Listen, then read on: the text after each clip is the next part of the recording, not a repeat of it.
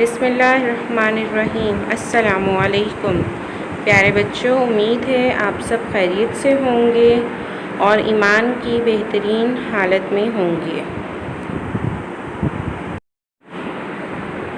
آئیے علم میں اضافے کی دعا پڑھتے ہیں۔ ربی زدنی علما، اے میرے رب میرے علم میں اضافہ فرما۔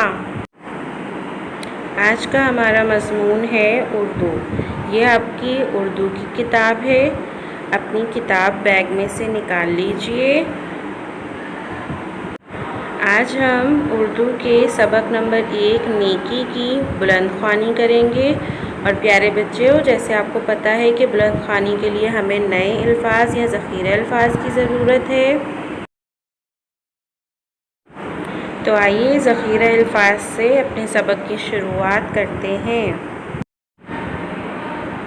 پہلا لفظ ہے پیاس۔